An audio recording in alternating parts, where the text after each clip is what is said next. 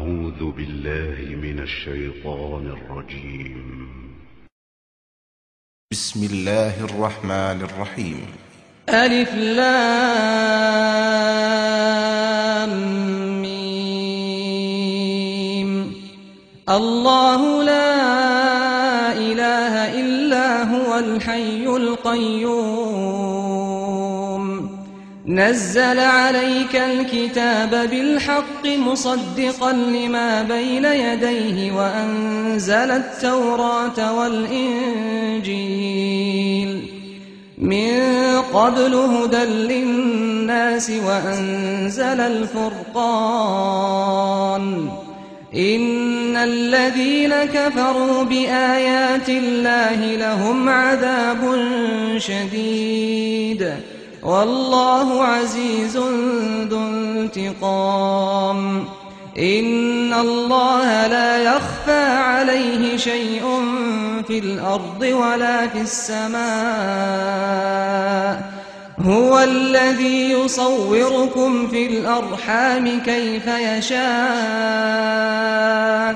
لا إله إلا هو العزيز الحكيم. هو الذي أنزل عليك الكتاب منه آيات محكمات هن أم الكتاب وأخر متشابهات فأما الذين في قلوبهم زيغ فيتبعون ما تشابه منه ابتغاء الفتنة وابتغاء تأويله وما يعلم تأويله إلا الله والراسخون في العلم يقولون آمنا به كل من عند ربنا وما يذكر إلا أولو الألباب. ربنا لا تزغ قلوبنا بعد إذ هديتنا وهب لنا من لدنك رحمة إنك أنت الوهاب. ربنا إنك جامع الناس ليوم لا ريب فيه إن الله لا يخلف الميعاد. إن الذين كفروا لن تغني عنهم أموالهم ولا أولادهم من الله شيئا وأولئك هم وقود النار. كدأب آل فرعون والذين من قبلهم كذبوا بآياتنا فأخذهم الله بذنوبهم والله شديد العقاب. قل للذين كفروا ستغلبون وتحشرون إلى جهنم وبئس المهاد. قد كان لكم آية في فئتين التقتا فئة تقاتل في سبيل الله وأخرى كافرة يرونهم مثليهم رأي العين والله يؤيد بنصره من يشاء إن في ذلك لعبرة لأولي الأبصار.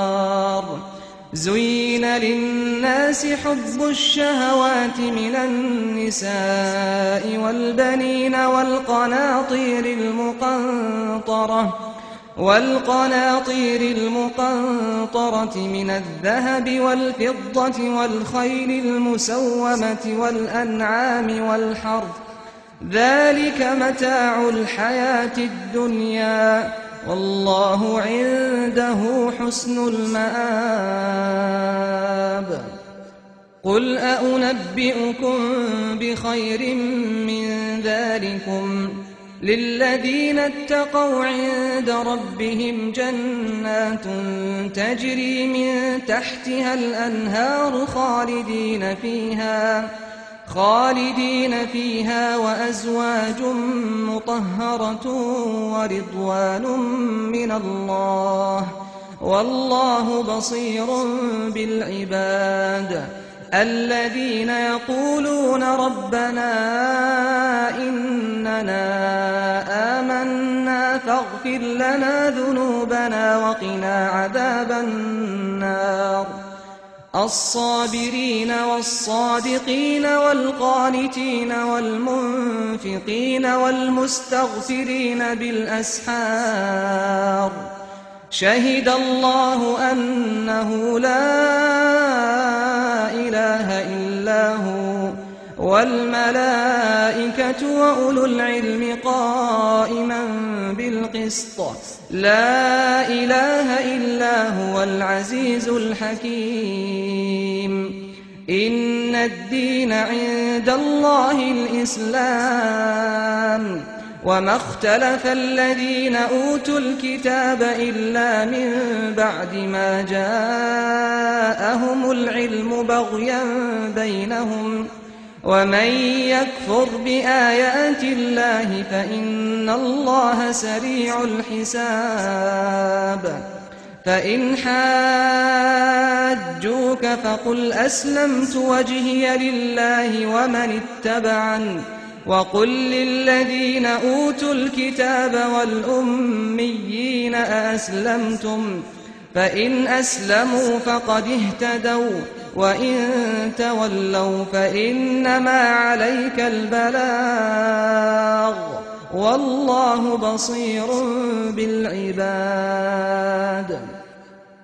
إن الذين يكفرون بآيات الله ويقتلون النبيين بغير حق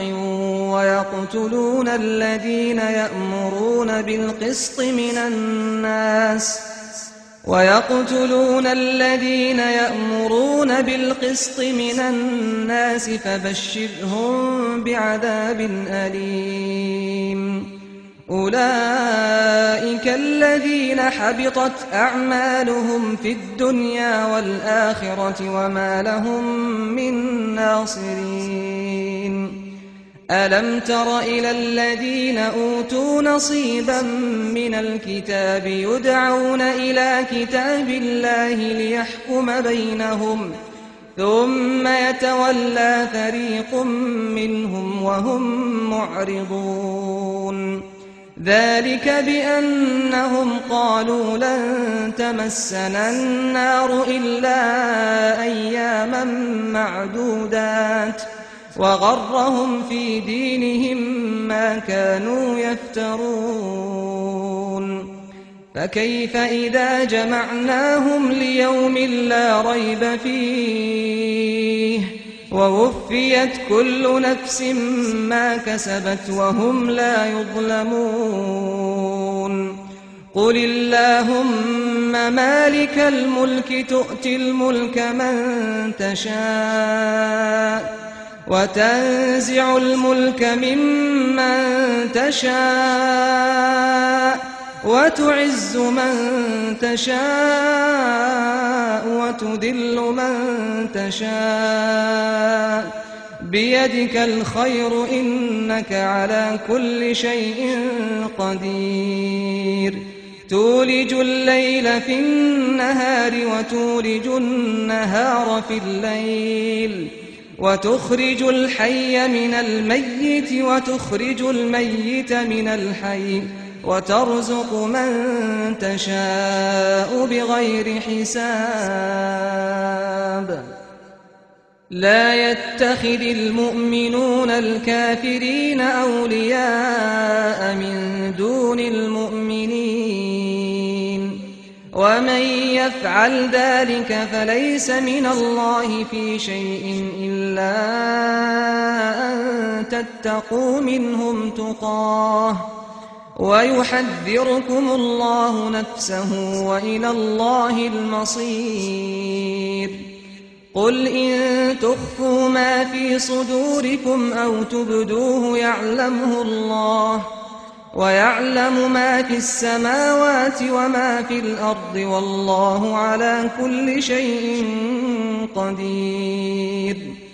يوم تجد كل نفس ما عملت من خير محضرا وما عملت من سوء تود لو أن بينها وبينه أمدا بعيدا ويحذركم الله نفسه والله رءوف بالعباد قل إن كنتم تحبون الله فاتبعوني يحببكم الله ويغفر لكم ذنوبكم والله غفور رحيم قل أطيعوا الله والرسول فإن تولوا فإن الله لا يحب الكافرين